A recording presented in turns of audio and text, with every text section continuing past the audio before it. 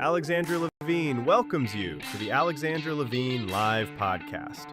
Today, we've got a packed show, from breaking news to informative topics that will keep you well informed. So, please click the subscribe button to get notified of her upcoming episodes. If you like what Alexandra talks about, then please share the Alexandra Levine Live to others. Alexandra also looks forward to your comments during this episode. Tonight's Alexandra Levine Live Podcast starts now.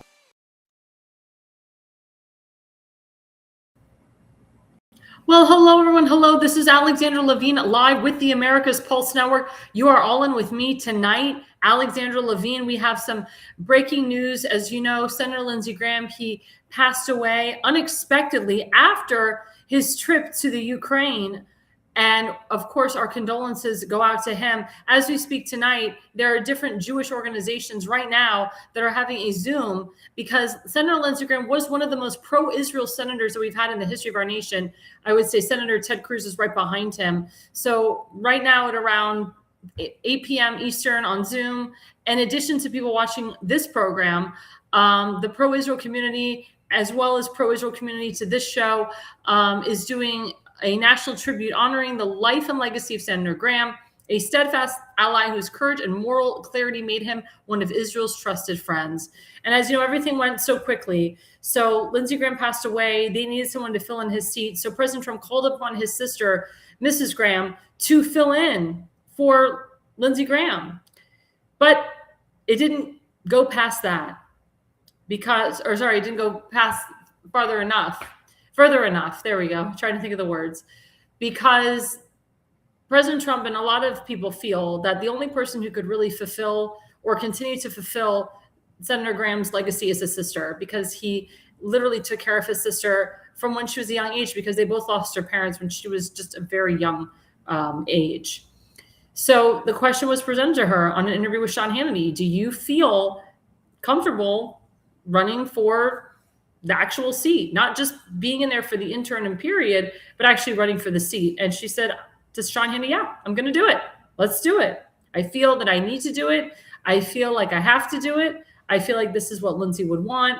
And there's some things that she agreed on that he did, some things that she wished she didn't, or wish that he didn't do, but she feels that she needs to continue his legacy and continue the mission that he was put on this earth to do. So I applaud her for stepping up to the plate. I applaud her for getting involved in politics. It's a very, very shaky business. It's a very corrupt business. But anybody that wants to run for a federal office or a local or state office, I give them the highest respects. So I thank his sister for stepping up and taking on this role. I thank his sister for wanting to continue her brother's legacy. And again, our hearts and prayers will go out to Lindsey Graham. As I said before, he was a very, very, very, very good ally to Israel, and always wanted peace or always wanted peace in the Middle East, and always actually supported President Trump on what he's doing in Iran. And the next slide is actually a picture of Lindsey Graham with President Trump. There it is. So that's them in the Oval Office. And it's funny because, Lindsey Graham had called him just hours after he touched down to America, told him what a great trip he had, and said, we have the votes to pass the Save America Act, because that's the biggest legislation that really needs to be passed in the Senate, going back to the House of Representatives and so forth. The House of Representatives has already put something together to ensure that the Save America Act is passed in their next budget bill. That's something that we'll talk about later in the program. But again, our hearts go out to Senator Lindsey Graham and his family. Another major breaking news is, Usha Vance, the First Lady Vice President, she was pregnant, and she just had a baby. She had a fourth child, a boy. So let's put up that message. So we're excited to announce that our baby boy, Alec Neil Vance, was born this morning. That was yesterday. Usha and the baby are happy and healthy, and our kids are overjoyed to meet their little brother. This is baby number 4. The incredible military doctors and staff members of Walter Reed Medical Center and the White House Medical Unit have been a blessing. We're deeply thankful for all they have done for our family. And here's a picture of the family with the newborn. That's their daughter, the son, and that's the newborn. And I think that's just adorable. I think that's great to watch. I think that's a wonderful scene. I know there's a bunch of AI memes going on about what the family looks like in the hospital, but this to me is real, and it's a great depiction of brothers and sisters supporting their newborn brother. And I think it's awesome. And actually, they said, I think this is like 150 years since a vice president had a baby in office. So this is a record. This is a total record. The question is Mr. Vance going to continue on in his political stance and his political life, or is he going to maybe take a step back from politics?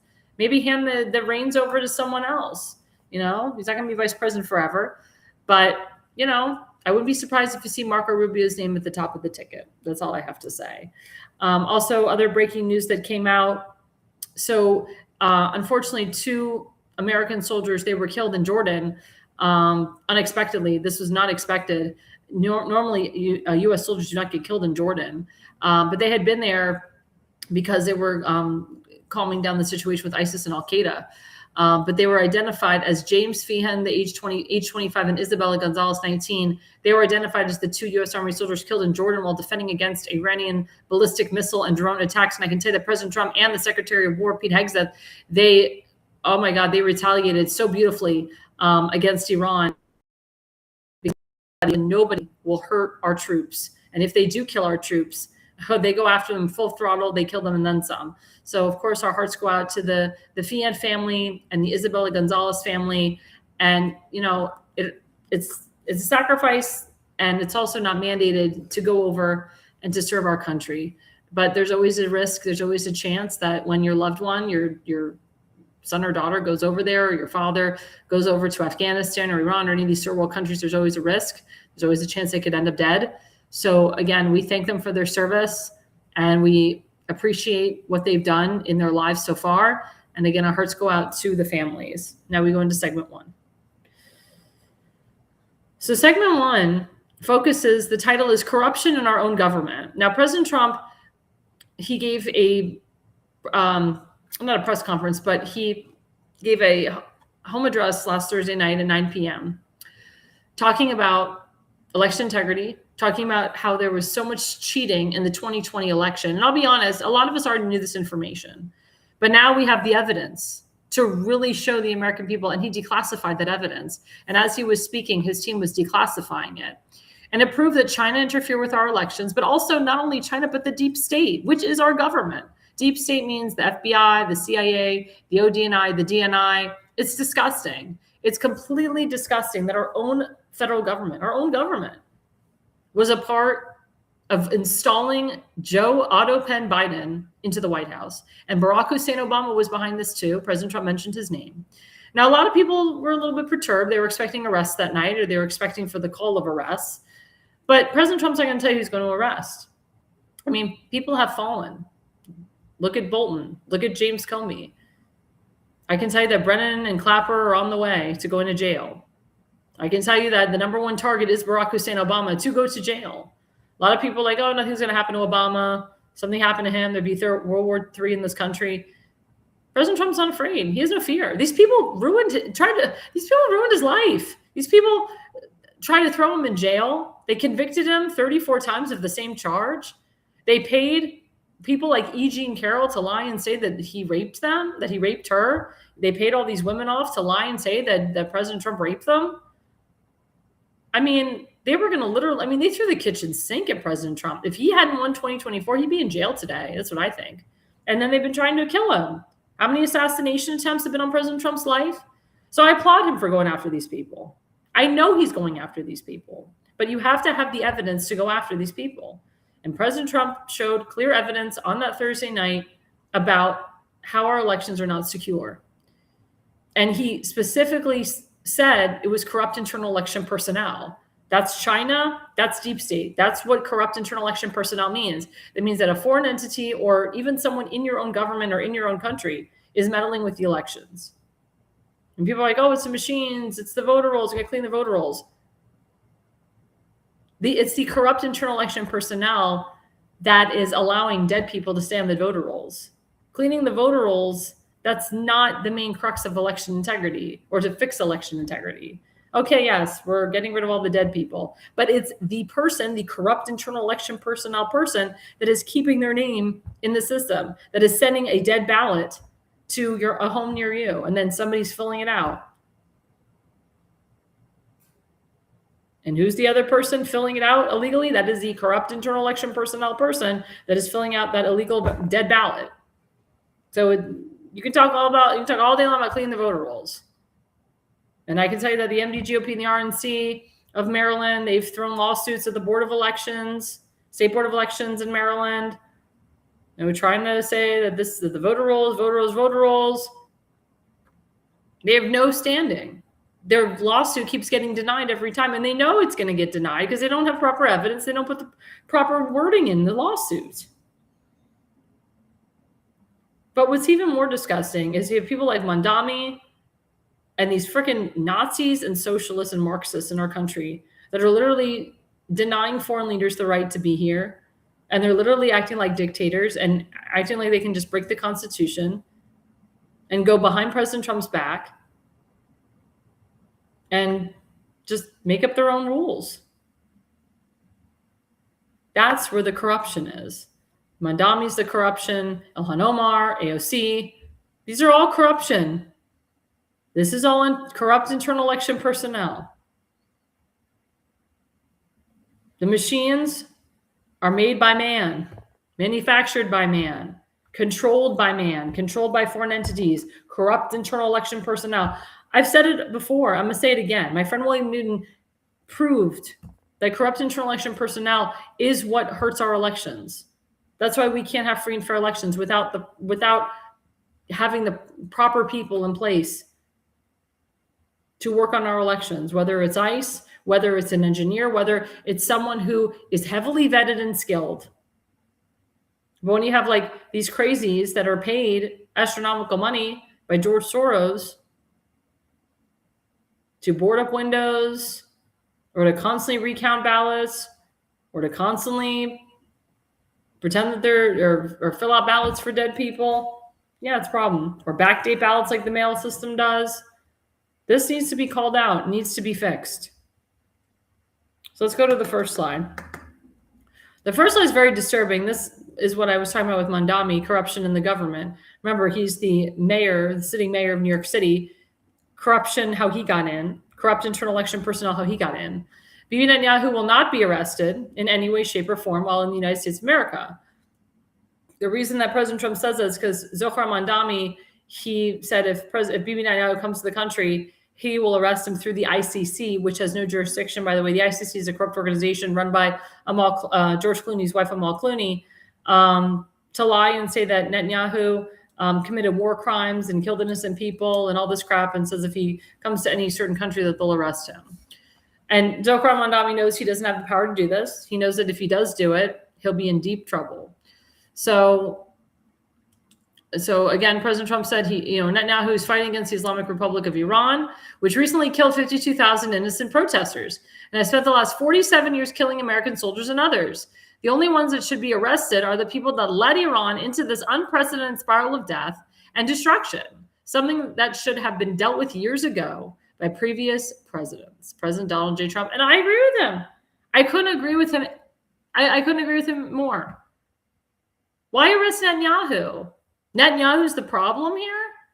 Netanyahu is actually the solution. And I know there's a lot of people that hate the Israeli government. I don't understand why.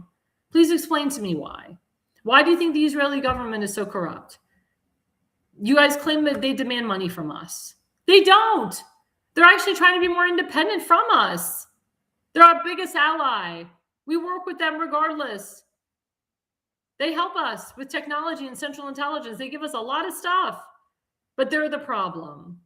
How is Netanyahu the problem? Now, there's an election coming up in November, which I heard that Naftali Bennett, who was the prime minister before, is trying to get himself back in.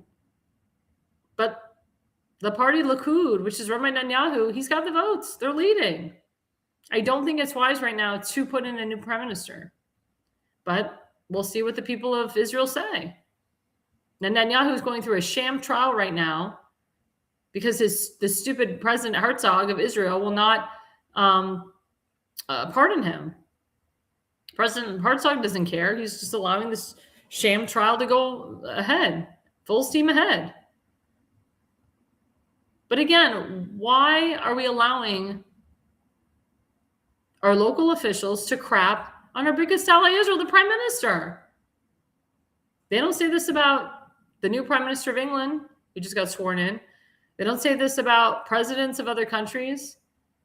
They always target Netanyahu, target the Jew, let's target the Jewish prime minister, why don't we? And that's coming from Zohar Mandami, who's an anti-Semite, freaking Islamic person who has massive connections to Hamas and Al-Aqsa's Martyr Brigade, Islamic Jihad, and so forth. And he's calling for the arrest of the prime minister. My question to you is, let's say Netanyahu was arrested. Or actually, let's say Netanyahu comes to this country. What person that works for the NYPD would allow that to happen? What person from the NYPD, law enforcement, would actually arrest Netanyahu? It would not look good for that guy. It would not look good for whoever arrested Netanyahu. But again, why shit on the Jews? Why are you crapping on the Jews? What did the Jews do to you but just survive and live? Right now, as we speak tomorrow night, we're going to be celebrating a very solemn holiday called Tisha B'Av, where we fast. Tisha B'Av represents the destruction of the second and third temples of Jerusalem. It's a very sad, solemn day. Those were our temples that were destroyed. But there's a reason why they were destroyed. Hashem was sending us a message. You guys are too greedy. You guys want too much. You guys ask for too much. So it was a test. And he told everyone to look back, not to look back. If you look back, you turn into sand like Lot's wife did. To keep going. If you see the destruction of the temples, you don't even watch. You just keep on going. But Lot's wife didn't listen. And as a result, she turned into sand. Tisha B'Av is a testament to ourselves for redemption. That's what we as Jews do every day. We pray for our sins. We believe in redemption. We believe in forgiveness. That's what Yom Kippur is about. We're very forgivable people. We believe in redemption. We repent for our sins every day. But yet, we're not the ones committing the sin, but yet Zohar Mamdani, who is asking for the prime minister's arrest. Go figure. Let's put up the next slide. So this one's really interesting by @real Donald Trump. Every time Iran kills an American soldier, and I said this before, they'll pay for that killing many times over. This directive has been passed on to the Secretary of War, Pete Hegseth, Chairman of the Joint Chiefs of Staff, Daniel Raisin Kane, and every leader in the military. Basically, shoot to kill. If any time an Iranian kills an American soldier, they will pay for that killing many times over. And that's what Trump did. After these 2 soldiers from Jordan were murdered by Iranians, Trump worked with Pete Hegseth and Daniel Kane and retaliated hardcore. And remember, Americans and Israelis, we don't kill innocent people. That's what the Islamists do. They use their children and pregnant women as shields. Americans don't do that. Neither do the Israelis.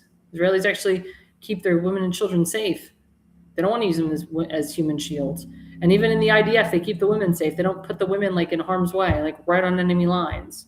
They don't do that. They try to keep the women safe as possible because they don't want to get raped, etc.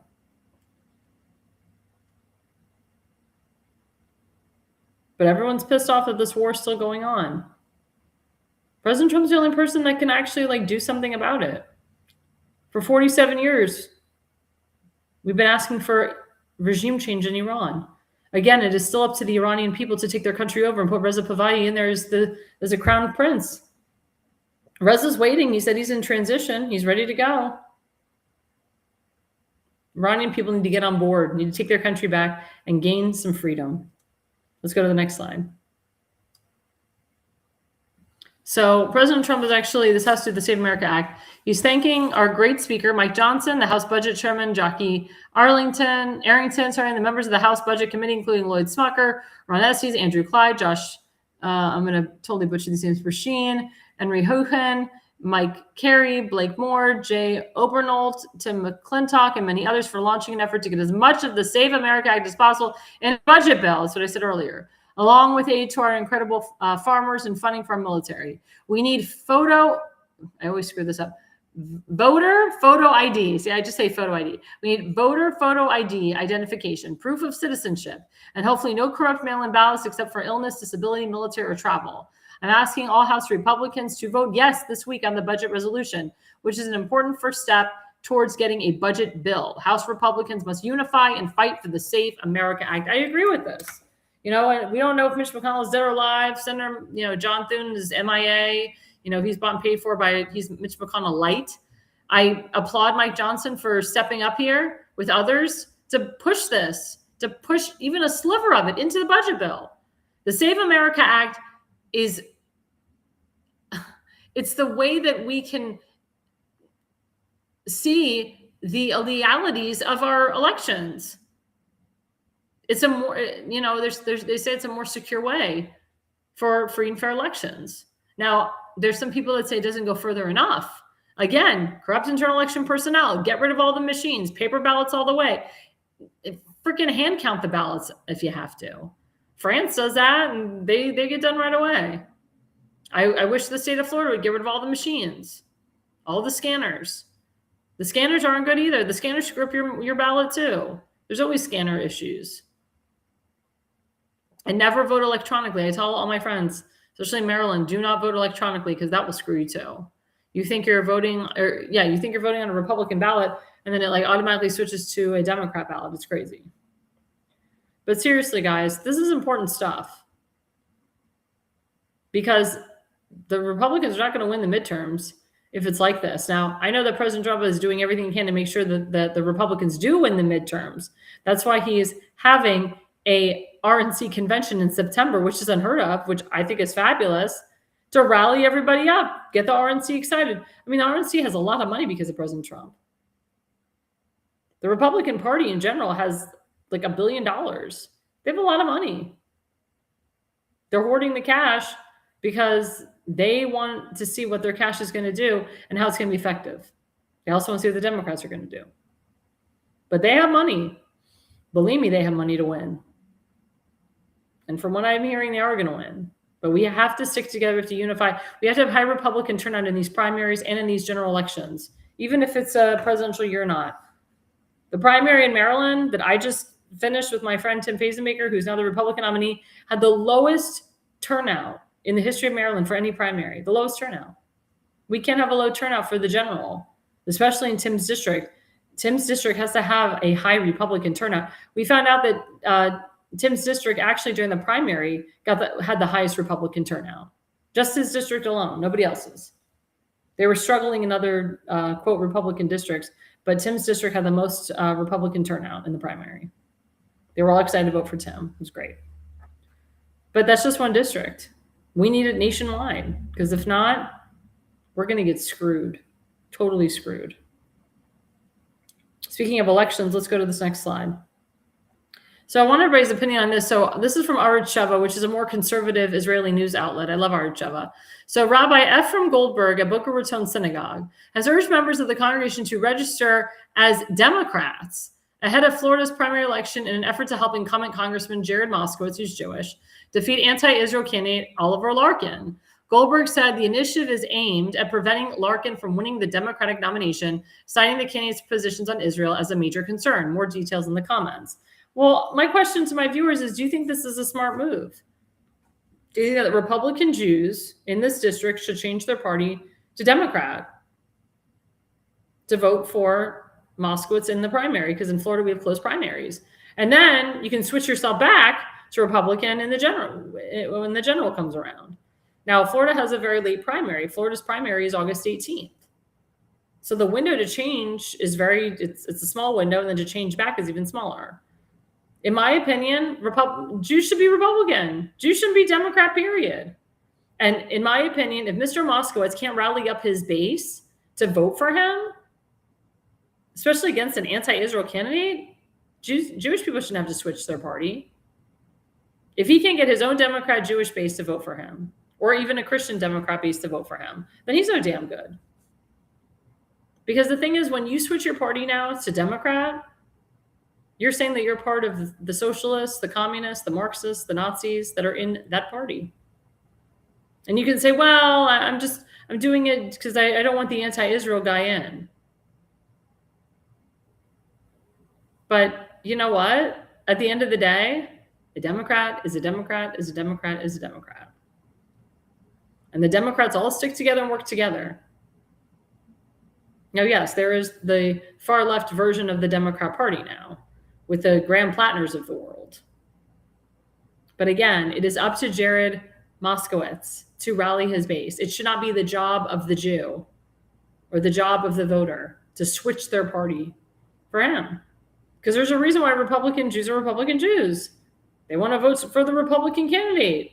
By them switching, it screws up whatever good Republican candidate we have against Mr. Moskowitz, regardless if people think he's going to win again or not. And if Mr. Moskowitz feels he can't win as a Democrat, then why doesn't he split parties himself and become a Republican or independent? It should not be the voters' responsibility to change parties for him, to make it convenient for him. It is his job as the incumbent, especially, to go and talk to his voters. Also, I'm not a big fan of rabbis spewing out politics at the pulpit. He's literally, quote, converting or trying to convert or proselytizing to his Jewish congregants to hashtag switch parties. Now, I work for the organization hashtag Jexit, which is the total opposite. We hashtag Jexit Jews from the Democrat Party to the Republican Party, and we combat anti-Semitism. And our movement has been very, very good. And some of those Jared Moskowitz voters switched from Democrat to Republican because of my organization.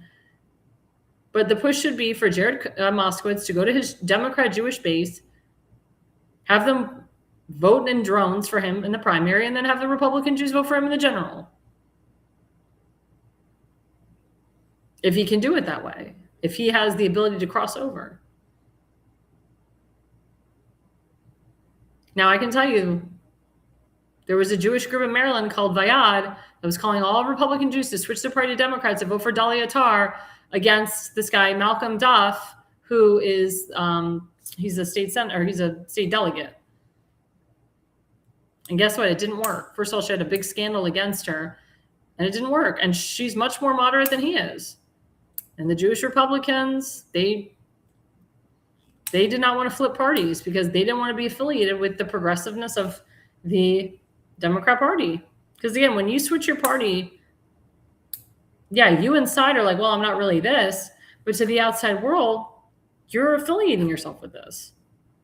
I would never switch Democrat, ever. Ever. Not even to run for office, I wouldn't do that. We had somebody who tried to do this. His name was Governor Charlie Crist. He was a Republican governor in Florida, then switched to independent and became a Democrat. And people were like, what? And he lost very badly against my governor, Ron DeSantis, in Ron's reelection campaign because of all the flip-flopping. Nobody knew what he was. Was he really a Democrat all this time? Was he an independent? Like, who the hell is he? So again, a question to my audience. Do you think this is a good idea? If you're in a more liberal area, do you think this is a good idea? Again, I'm not a fan of rabbis converting or proselytizing their congregants to, quote, hashtag leave their political party. That's not what a rabbi is about. A rabbi is a teacher. A rabbi is supposed to teach us about things that are in the Torah, the portion of the week, how to be a good husband, how to be a good Jewish wife, about Judeo values. They're not supposed to talk politics or even bring up politics on the pulpit. They're not supposed to swing either way with politics. They definitely shouldn't be attacking Donald Trump or Netanyahu on their pulpit, which I've heard before. Look, I studied to become a Hazan, a cantor. I took rabbinic studies. I would never bring up religion not religion. I would never bring up political topics at the synagogue. I'm not there for that.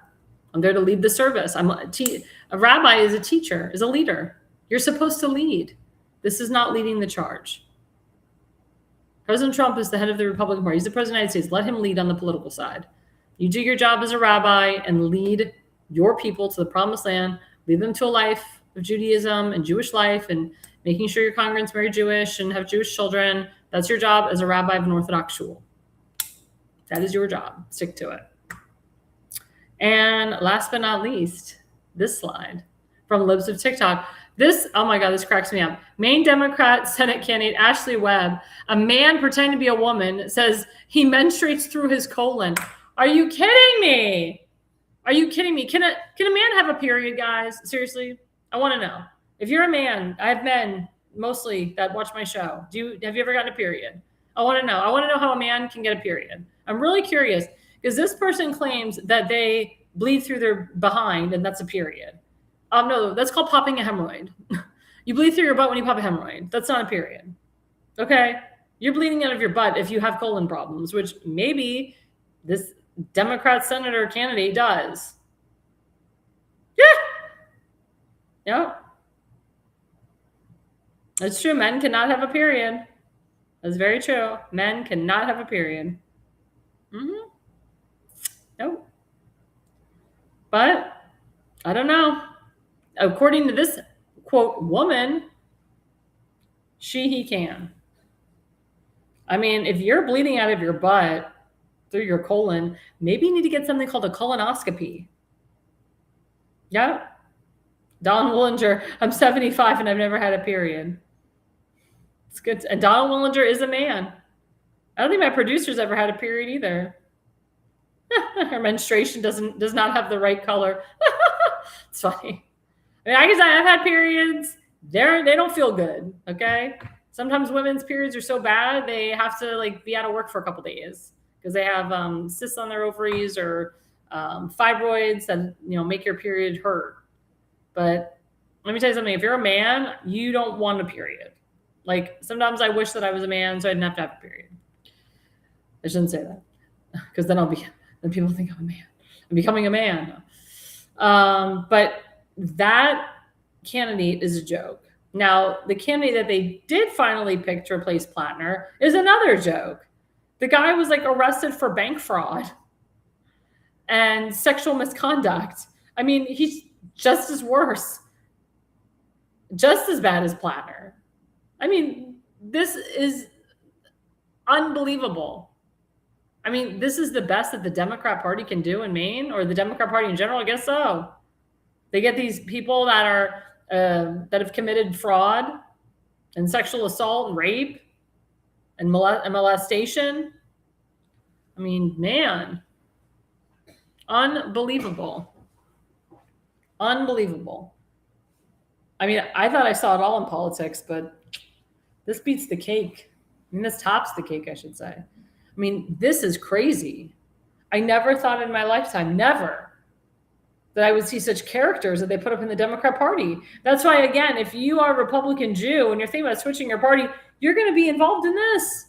You're going to be with transgenders, men that think they get periods, a guy who is a sex trafficker, human trafficker, commits bank fraud, welfare fraud, mortgage fraud, every type of fraud alive, and commits sexual assault. He's a rapist. He's a pedophile. I mean, that's what the Democrat Party has become.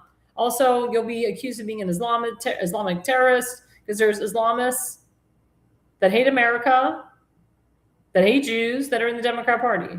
So be very careful when you, quote, want to switch your party. Because when you switch your party, you're involved with all of that. Don't think that you're not, because you are. Unbelievable, geez. Well, before we go to our break, don't forget our sponsor, FoliumPX.com. That's FoliumPX.com. Toxic heavy metals, full body detox. This is great right after 4th of July. If you have other parades going on, everybody's away for the summer. I know people are going away to Europe, Israel. You got to detox. Also, this was very good if you were in an area with the fires. I was in Ohio, and oh my God, we got so much. I mean, breathing this crap in is really bad for your lungs. So a lot of people died after 9/11. So if you want a full body detox, if you were exposed to that smoke out there, or if you're in Canada, go to FoliumPX.com. Take these supplements. They're super antioxidants. It will detox you. It will refresh you. It will help your body. It will boost your immune system. These are great supplements. I take them all the time. This is great for weight loss, great for fertility. Love this product. Go to FoleyMPX.com. There's massive amounts of discounts going on right now. This is a QR code. And stick with us. We are live. We'll be right back after the break. Welcome to America's Pulse Network. This is APN's very own White House correspondent, Alexandra Levine. This is so amazing and miraculous. We've never had a president in the history of our nation doing this. And we hope to God that he continues doing this forever and ever. Thank you. God bless you, everybody. And God bless President Trump. And God bless you. Hello, everyone. This is Alexandra Levine with the America's Pulse Network. I am the White House correspondent right here in the heart of D.C. as President Trump is celebrating 250 years of America and the military. Subscribe and follow America's Pulse Network on the above social medias.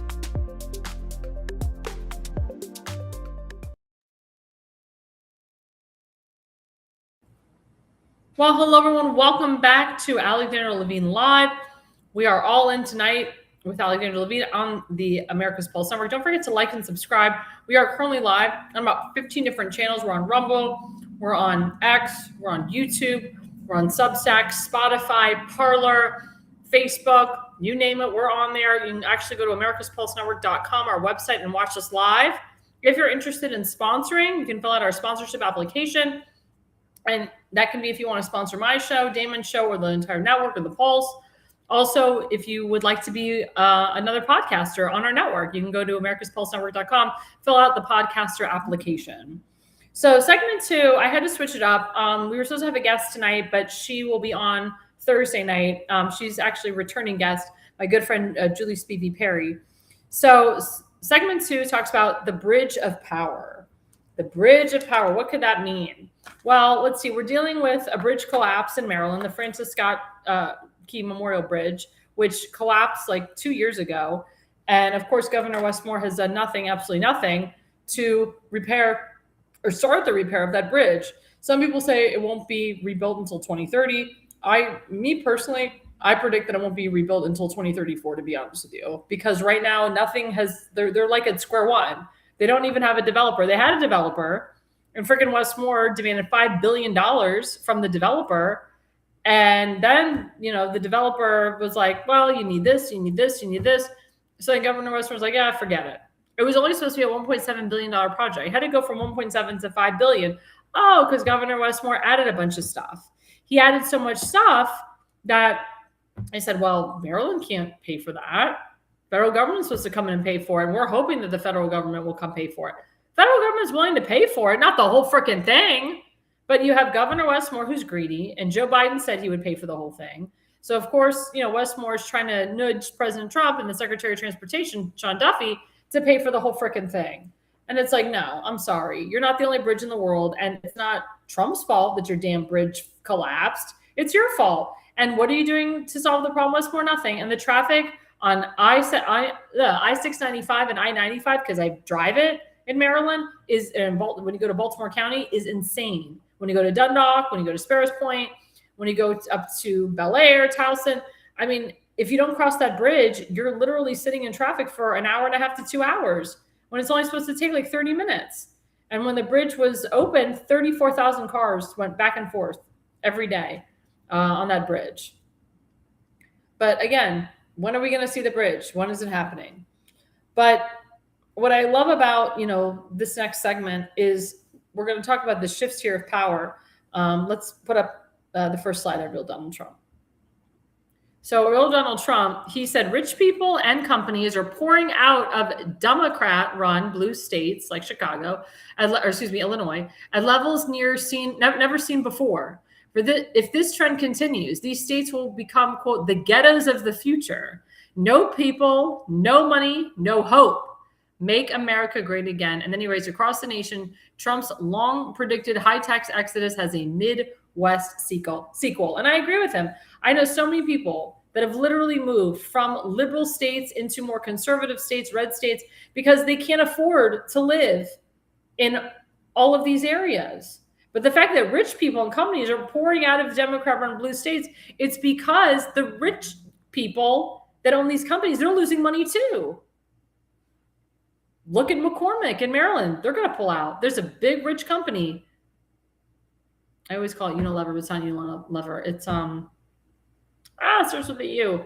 It'll come to me later. It's a big company out of Maryland. They do underwear, Under Armour. Thank you. It came to my brain.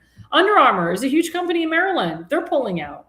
Different sports teams like the Washington Capitals and basketball teams and hockey teams, they pulled out of Maryland because the cost is too expensive. And Illinois is going to lose a lot. But people that have owned big companies, like, for example, like Ken Griffin, he lived up north and he moved down to Florida and he's thriving. More people, more rich people that are moving to southern states, like Elon Musk, for example, he moved his entire headquarters from California to Texas. Ben Shapiro moved everything from California to Texas, to Nashville, Tennessee, and he has a home in Boca Raton, Florida. They don't pay state income tax. They don't pay corporate tax. They don't pay sales tax. And the gas is cheaper. That's right. Yeah, my friend Don Williger from Texas, he says, Texas welcomes those who don't want to pay state income tax. Yeah, Texas is great. But it's insane. It's insane what's going on. But this is what I mean when I say the bridges of power. This guy, this freaking governor Pritzker from Illinois, he lies and says that his state is safe, that his state is great, no problems, no murder problems, no crime problems. Safe to live here. Cost of living here is great. Yeah, right. I remember 10 years ago, Detroit went bankrupt and they still can't recover. So many people lost jobs at Ford and General Motors. People from Ohio are moving down to Florida. People from the Midwest are moving down to Florida and Texas. People from New Hampshire are moving down to Florida. People from Vermont, Rhode Island. Those are all liberal states besides Ohio that I mentioned. But it's the truth. It's the truth. And don't be afraid to call it out. I call it out all the time. But if rich people and companies have to leave the states that they built a livelihood in for a state that can help them produce more money for them, why not? And these governors, like Governor Westmore and Governor Pritzker and Governor Whitmer and Senator Elizabeth Warren, should all be ashamed of themselves. And Senator Bernie Sanders should all be ashamed of themselves for not listening to the people and working against the people. And it's funny, they put money in their own pockets, but it's like they rob from the rich and give to the poor, but they don't care for the poor. They just keep robbing people of their rights. They keep robbing people of their businesses. They keep robbing people of their free will to the point where they want everybody on Medicaid and food stamps. That's what happened under the Obama administration. Obama collected all of the money and he made we, the American people, suffer. Disgusting. But there's one guy that actually kind of, I think, likes President Trump, maybe even voted for him. Bill Clinton. Let's put up that meme. So Bill Clinton's walking around in a red, looks like a MAGA hat to me. Red 42. President Trump has a red MAGA hat, 45 and 47. And it's funny, in the video, it shows Hillary Clinton so embarrassed and humiliated to stand next to her husband wearing this red hat. She heavily walks away from him. She looks like a mushroom, by the way. She's wearing a black and white striped shirt. I guess she got off her Ozempic. She's very heavy. And she's walking away from Bill because she's embarrassed and humiliated to stand next to him. But look, I mean, that looks like he's wearing a MAGA hat to me. I wouldn't be surprised if he voted for Donald Trump in 2024. I would not be surprised. And he was the one that told his wife to go to the Rust Belt, to go to Michigan, to go to Wisconsin and campaign there in 2016. He said, Trump is doing well there. He's going to win those states. You haven't gotten your butt up there. And she didn't listen to him. And let me tell you something. When Steve Bannon brought all of his women that he sexually assaulted at that second debate, oh my God, that was brilliant. That turned everything around. That turned the whole debate around. That turned the whole country around. Trump's numbers went up. But hey, Bill Clinton, I mean, I'll give it to him. Governor of Arkansas, Southern state. No, he's not a dumb guy. He sees the light. He sees the MAGA hat. He sees that he can't outdo MAGA. He sees that he can't run away from MAGA. He sees that he can't run away from America First either. So it's like that saying, if you can't beat him, join him. Looks like he's joining Trump there. I want to know your thoughts. I mean, the guy is still a sleazeball in the slime. But remember, we saw during the campaign trail that Joe Biden put a MAGA hat on his head in front of Trump supporters at an event. It was hilarious. Is this dementia for Bill Clinton? Or does he really appreciate the red? Remember, Dr. Jill Biden wore a red suit on Election Day in 2024. I can tell you, they did not vote for Kamala Harris. They voted for Donald Trump.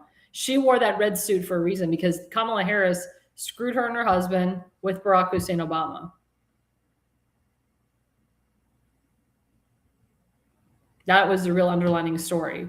Dr. Jill Biden, by wearing a red suit on Election Day, was making a statement to vote red. I wholeheartedly believe that. But this is hilarious. I think this is so funny to see this. It's so funny. So let's see. So let's put up, the next slide.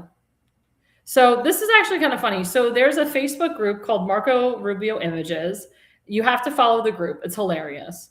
So, as the saying goes, anytime, somebody loses their job or anytime somebody loses a seat, Marco Rubio, he takes the position on, because he's a guy that can do multiple different things, and he's in multiple different hats.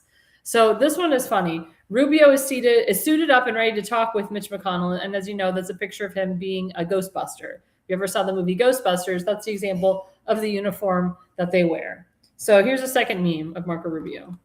So this had to do with the scandal of the teleprompter. Remember the teleprompter operator? He made money off of selling the teleprompts of President Trump's speech. He did like insider trading, and he made like $100,000, and the Trump administration found out. Of course, they fired him with unpaid leave. But, now we need a new teleprompter operator, so why not hire Marco Rubio? So Marco Rubio has just been named as the new teleprompter operator, and it says, President Trump is the greatest president in American history. Everyone agrees, believe me. Let's put up the second meme, or the next meme. So this is Marco Rubio being the bull. So there was a big story in Yellowstone Park. There was a guy that was like, being chased by a bull, and you actually see the guy being like, he actually, the bull actually comes close to him, where the guy flies. Like, I hope he's not dead, but he flew over, like you can see it. It's like he jumped up and he flew and hit himself on the ground pretty hard, and the bull was still kind of like messing around with him. So, now we need a new bull. So why don't we have Marco Rubio be the bull? It's so funny. Let's put up the next image. So this one's even more funnier. So as you know, the USA, they lost to Belgium in the World Cup. And let me tell you something, the World Cup, I haven't watched the World Cup. This was a phenomenal World Cup. If you never watched the World Cup, it's once every 4 years. It was phenomenal. The USA, in my opinion, really put up a good fight. I mean, USA is not known for soccer. It's normally the Central American and South America teams that are known for it. And Spain actually ended up winning the World Cup over Argentina. But to watch this was so incredible. To see President Trump there for the FIFA finale, or the FIFA finale, was just awesome. And then, of course, he ended up giving the trophy to Spain in the end. I mean, and his whole family was there too. And they had the World Cup in the United States. And it was funny because President Trump said, when I win in 2024, the World Cup's going to be in America. This is going to be in America. We're hosting the Olympics. It's like, it was meant to be. It's like, there was a reason why President Trump had to win in 2024 so he could be present. And also he talked about how we were going to be celebrating the 250 years of America. So it was like, there was a reason why he was put in, or there's a reason why he was reelected, I should say. So this is hoping for a great game. But Marco Rubio is ready to step in as a referee for the USA/Belgium game tonight. He can hand out yellow or red cards to any player who unfairly targets Balagoon, which is the American. So it's just these really funny memes. Let's put up the I think this is the last one. This is the one that's so hilarious. So as you know, there was a story where a Blue Angels guy, kind of like a Top Gun dude, they said that he swooped down a little bit too low in the flybys. And people on the Pensacola Beach were kind of freaking out, not the flybys, the flyovers. And they were freaking out. And they're like, oh, he went too low. He was reckless. And of course, the press said to Pete Hegseth, what are we going to do about these Blue Angels? What are you going to do with the flyovers? And he's like, the flyovers are going to continue. Like, look into the situation with the guy, but the flowers aren't stopping. So it's showing that Marco Rubio is taking over the opposing solo slot for the Blue Angels following the recent low pass in Pensacola. So again, these are really funny memes. It's Marco Rubio images. It's on Facebook. You got to follow this Facebook group. This is so funny. I was like hysterically laughing last night. I like just to see all of them was hilarious. And it's so fun. It's so fun. My friend Jorge said, I always watched the World Cup since at least 1978. It was hard to Oops, we cut out for 5 seconds. But yeah, so it was great.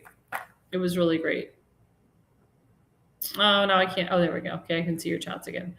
But yeah, I mean, it was really fun. I mean, our friend Jorge is from Argentina. So, I mean, like I said, I was never a big soccer fan, but watching the World Cup this time, I'll be watching it every 4 years. And then last and not least, before we go to our break, we have a breaking news slide.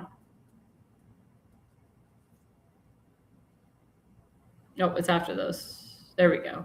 So Mickey Sherrill, who's the new governor of New Jersey, who we don't like, so she revealed more than 6,000 non-citizens registered to vote in New Jersey by, quote, software error, which means a glitch. This biatch knew that there was cheating in her election for governor. She had to say something because she doesn't want to get sued. And I guess she's hoping to win re-election. And of course, President Trump came out with all of the data saying there was like 18 liberal states, including New Jersey, that were part of the fraud. So now she's coming out like she cares about election integrity. Oh my God, more than 6,000 non-citizens registered to vote in New Jersey. What have you done, Mickey Sherrill? You're a congresswoman. What have you done?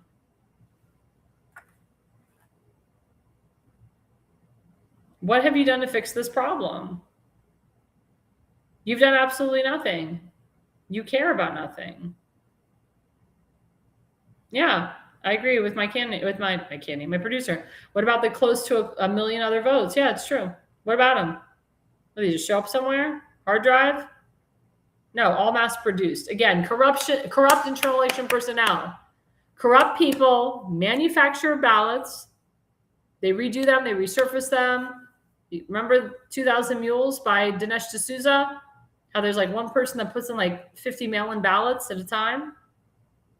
This crap is real. This stuff is real, and we cannot poo-poo it. It's very real. And I want you guys to really understand how real this is. Yeah, everyone tries to claim software. It's true. It's a hoax. But we're getting to the bottom of this. We need to get to the bottom of this, and we need to pass the Save America Act. Now, before we go on our break, don't forget my second sponsor, rncstore.com/ALL, rncstore.com/ALL. That's the QR code directly to get your discount. You get 10% off everything you see there. There's lots of great supplements that help with immunity, prevention against cancer. If you have cancer, it's very good to detox. Again, everything that all my sponsors are all about is detox. So the more that you detox, the better it is to reduce cancers and so forth and help build your immunity. And it's a natural health supplement to improve your wellness. John Richardson's been traveling over the country. He wrote a book. He's been on my show multiple times. But please, guys, get these supplements. I take them. They're great, awesome supplements. Yeah, I want him back on my show too, but he's been touring across the country. So whenever he gets a chance, we'll let you know. But please, guys, go to rncstore.com/ALL. Again, guys, we are live. Please like and subscribe to us on YouTube, Rumble, Substack, Spotify, Parler, TikTok, True Social, at America's Pulse Network. Please, guys, we appreciate you liking and subscribing. And please continue to share and reshare and repost and retruth our shows. Our shows actually do very well when we restream them all the time, or we stream them on multiple different outlets multiple times. The beauty is somebody can be watching us on literally YouTube, Rumble, and TikTok all at the same time, which is awesome. I love that. So please, guys, stay with us. We'll be right back after the break.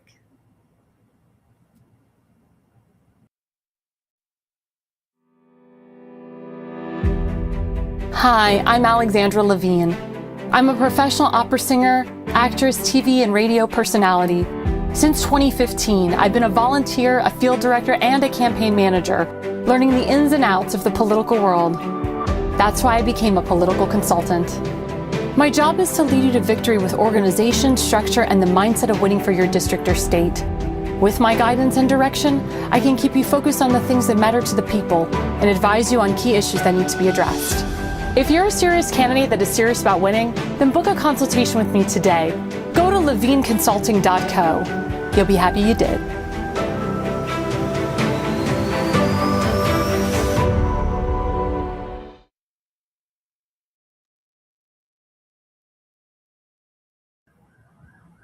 Well, guys, thanks for sticking with us. I'm Alexandra Levine, live with the America's Pulse Network.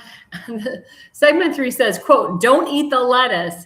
As you know, there was a huge outbreak in multiple different states. It started in Michigan. Now it's in Ohio, of course, where I live. It's in Maryland. It's all over the Midwest, and even, some parts in Florida and in the South, about the lettuce. And what we're finding is actually it was lettuce that was imported from Mexico that ended up at a Taco Hell, I call it Taco Hell. And many people that ate at the Taco Bell or any Taco Bell near them got very, very sick. What we're finding is it's iceberg lettuce that has been doing the trick for this, I call it ulcer colitis, but I forgot the name of it, but it's really, really bad. And it's true. Kosher people, yeah. If you look at my kosher site, you'll see, yeah. So I keep kosher. The Jews, I'll be honest, the Jews do it well in regards to keeping everything clean. I would recommend you going on a kosher diet, everybody, because the way that we clean the lettuce, we make it very clean.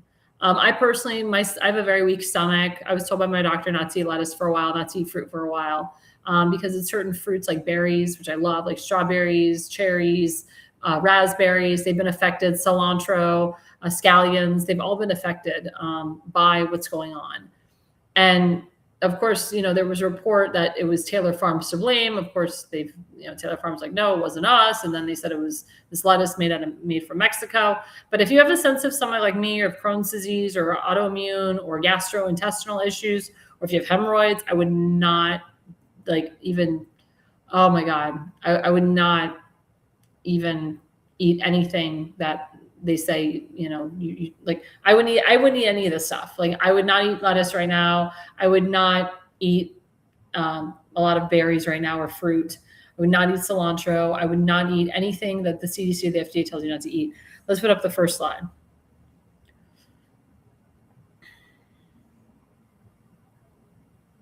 Oh, crap. Okay. I totally forgot. I already did all the slides. Oh, God. I was going to talk. Yeah, this was not the slide that I wanted. No, there we go. Thank you, Damon. Okay. So the U.S. Food and Drug Administration is reversing its earlier conclusion that lettuce from Taylor Farms was the source of it's called Cyclospora parasite outbreak that has sickened more than 1,600 people with severe gastrointestinal illnesses. Like, you literally get violent diarrhea from this. Due to the complexity and detection of Cyclospora, FDA laboratory experts reviewed the sample results. I've concluded the finding does not represent true amplification and should be considered a false positive. As of Sunday, the FDA said there was no confirmed positive food samples for Cyclospora. Taylor Farms said the FDA apologized to the company after determining the initial test result was incorrect. So they were saying that Taylor Farms was the source of the parasite, and now they're finding out that it wasn't. It was this lettuce from Mexico. But again, if you're like a neurotic nut like I am, if you have gastrointestinal issues like I do, you do not want to get this. It's violent diarrhea. Like, you really can't go anywhere. You lose a lot of weight from it, though. But it's like a stomach flu, stomach flu times 20. It'll hurt your stomach. You'll get such cramps. And again, if you suffer from hemorrhoids, your hemorrhoids will get worse by constantly being on the toilet and crapping all day. You don't want this. I don't wish this on my worst enemy. You do not want this. So, like I said, if you're eating lettuce, if you're going to a Taco Hell, I would advise against it. Also, what is the thing that is a parasital dewormer that you can take prophylactically? Something called ivermectin, which I've been taking. I recommend everybody take ivermectin prophylactically. It is a parasital dewormer, as well as wormwood. Wormwood is actually a form of ivermectin if you can't get ivermectin. I get ivermectin from allfamilypharmacy.com. That is the website that Sean Hannity and Mark Levin use, and Bill O'Reilly actually used it, and Glenn Beck. So allfamilypharmacy.com, you can get ivermectin. It's based on weight. It can go from 3 milligrams to 6 milligrams to 12 milligrams, depending on your weight. You take one a day. That's all you need. And you can take it for about a week. You don't need to take it forever, but you can take it prophylactically. If you did eat lettuce or if you did eat something that was a no-no, I would advise you to take it right away. But definitely get some ivermectin, get some wormwood, start taking it because it's a parasitic dewormer. That's what it does. You don't need an antibiotic, just take some ivermectin. So we'll go back to the first slide, the David Harris Jr. slide. No. Yeah, that one. Okay. So this one's very important because this has to do with health too. So federal criminal charges have been dropped against Utah plastic surgeon Dr. Michael Kirk Moore Jr. The Department of Justice abruptly halted the case mid-trial. U.S. Attorney General Pam Bondi ordered Utah prosecutors to dismiss all charges in the, quote, interest of justice. Bondi stated that Dr. Moore gave his patients a choice when the federal government refused to do so and did not deserve prison time. The original allegations involved issuing nearly 2,000 fake CDC vaccination cards, administering saline shots to children at parents' request, destroying over $28,000 worth of government COVID vaccines, and related financial fraud. He had faced up to 35 years in prison. This development happened in mid-July 2025. It's great to remember these victories. So I applaud Pam Bondi for this. As you know, during that time during COVID, it was like, get the jab. If you don't get the jab, you lose your job. But also, the doctor has to do what's best for the patients. And if he felt that giving the child, not giving the child or the kid the COVID vaccine, he gave them something else instead, or he advised them against it. And of course, as you know, we couldn't, in certain states, you couldn't go anywhere without a vaccination card, such as New York and so forth. I'm surprised this was such a big deal in Utah because Utah is a very Republican state. And it's Mormon. It's a Mormon state. So I'm surprised that Mormons would be pushing, the CDC vaccinations, but or that the more I would say that that not the Mormons, but I'm surprised that like the Utah government would push this, because I know that Senator Lee would be totally against this, and so would Mitt Romney. But I mean, like I said, kudos to Pam Bondi for doing this. And what we're finding now is a lot of doctors that lost their licenses because they wouldn't give out the vaccines, or a lot of people that went to prison because they didn't want to take the vaccines. Guess what? They're getting justice. They're getting their licenses back. They're getting their life back. They're getting money back. They're getting restitution. I mean, what happened to these people? What happened to everybody during the COVID time was awful. I mean, my opera career went to hell because I decided not to take the jabs to death. It's like calling the jabs to death. Because I knew in my heart I didn't need it. All my doctors told me I didn't need it. I did get COVID really bad in 2022 and I got over it. I didn't end up in a hospital, thank God. I got the monoclonal antibody treatment, which saved my life. I got it a second time 6 months later, and I got like the what's called the Omicron, which was like a very small variant. I had it for like 3 days and I was fine. I went to like a cave. I went to like a bath salt cave, which really helped. It opened up my sinuses. It really helped reduce my cough. I had a very bad cough for like over a month.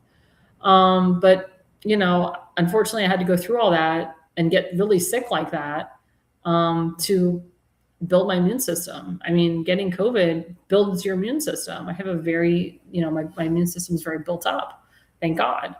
And I take prophylactic things all the time. I take hydroxychloroquine, I take ivermectin, so I don't have to worry about things like this. But it's very important, guys, that you don't stop fighting. Don't stop fighting for yourself and for your health. Let's just pick a slide. Yeah, there you go. Wonderful news. I've just been informed that Giant Eagle, a great American grocery company, will be lowering prices by a lot across more than 300 products this summer through Labor Day to help hardworking American families. Giant Eagle, and I go to Giant Eagle, like Walmart, is stepping up in a big and bold way to answer my call to lower costs for working families.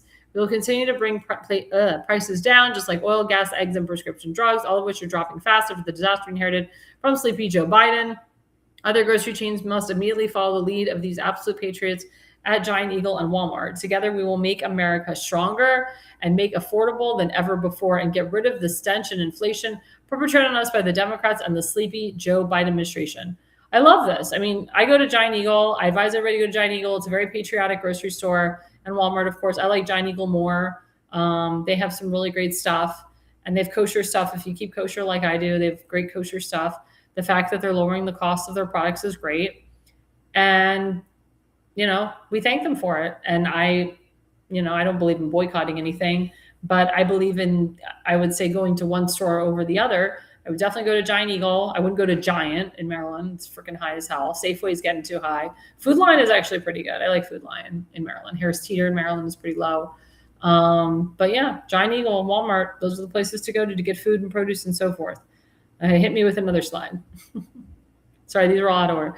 Okay, and David Harris Jr. So this is actually interesting. So breaking, Melinda Cook, the nurse anesthesiologist who encouraged other healthcare workers to fill syringes with succinylcholine. I'm totally butchering that. Succinylcholine. There you go. A paralyzing agent, and attack ICE has been fired. Good. The fact that she was able to do this is disgusting. Anesthesiologist, guys. A nurse anesthesiologist is doing this. She was putting syringes with a paralyzing agent and attacking ICE with them. Unbelievable. It's people like this that really need to go to jail, not the people that didn't take the vaccines. It's a-holes like this. Disgusting. And she's a pretty girl, so jail's going to look really bad for her. I hope she does go to jail. Firing does nothing. It really doesn't. You got to revoke the license. You got to put them in jail. Remember, no one is above the law. And there was actually a video camera footage of Sunny Houston, who she's part of The View.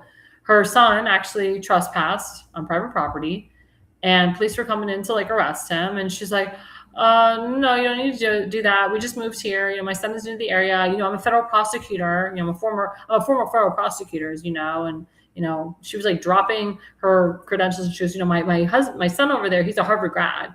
He's not some vigilante, he's a Harvard grad and I'm a former federal prosecutor. So she feels because she's a former federal prosecutor and her son is a Harvard grad that it's law for thee and not for me.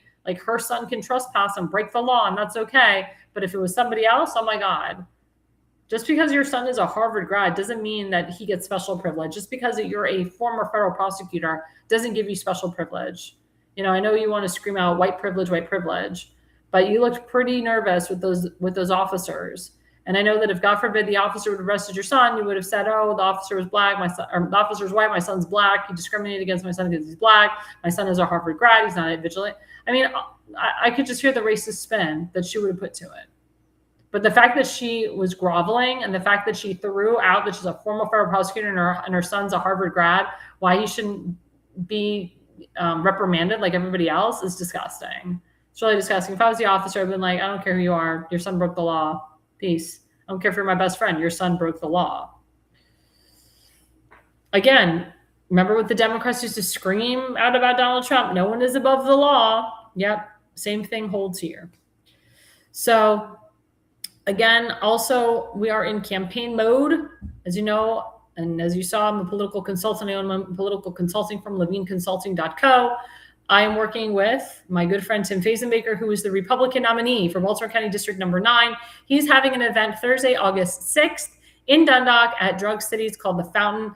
It's a beautiful room inside Drug City. And we've had events there before with the owner, George Flotus, who loves Tim.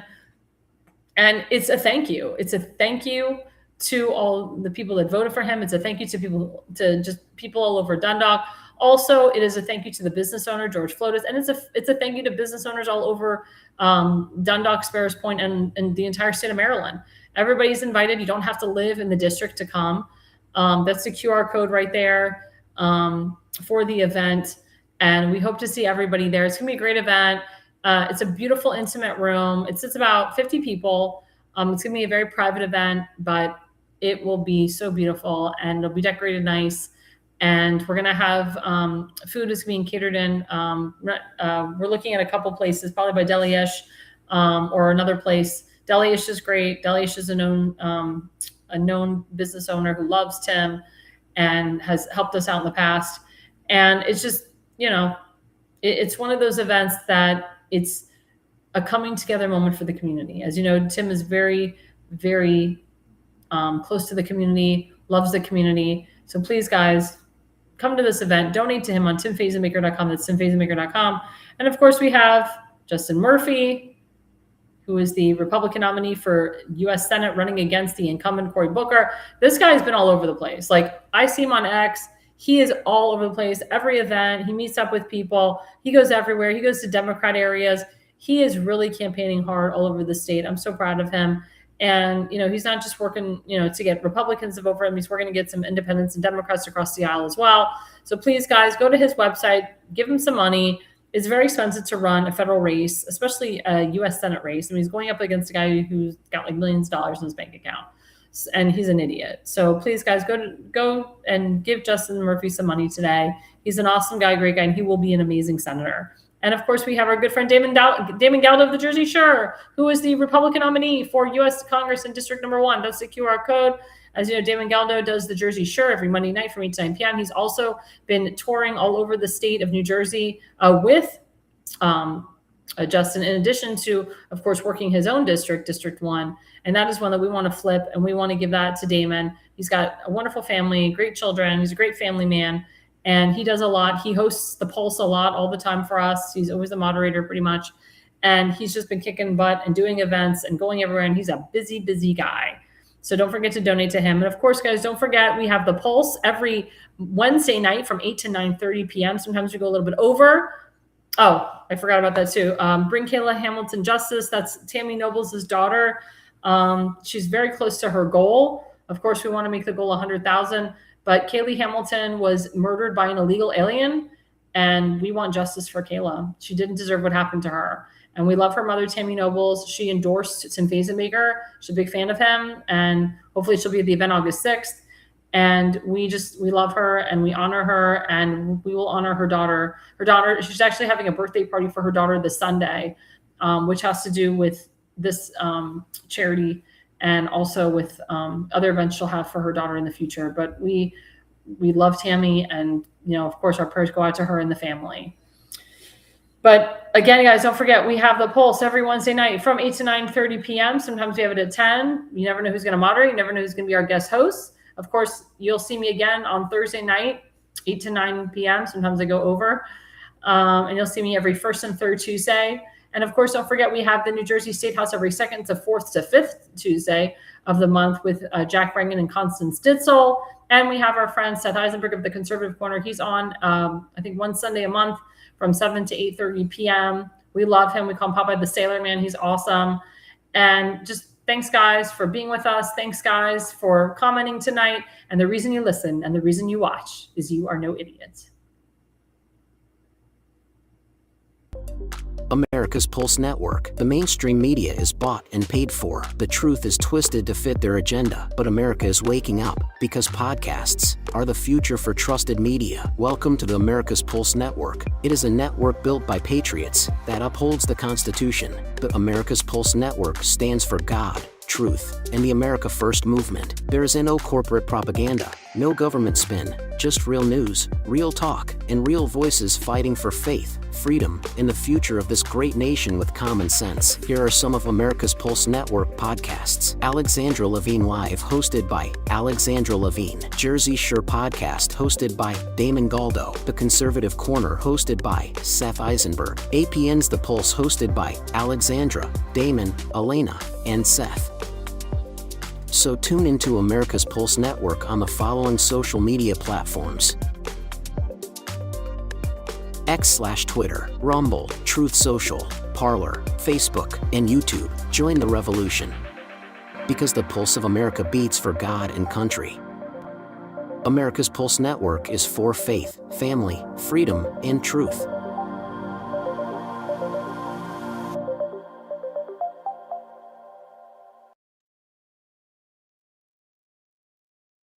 Alexandra, thanks you for watching tonight's Alexandra Levine Live podcast. See you at the next packed show, from breaking news to informative topics that will keep you informed. So please click the subscribe button to get notified for upcoming episodes. If you like what the Alexandra talked about, then share the Alexandra Levine Live podcast with others. Alexandra also looks forward to seeing you on the next upcoming episode.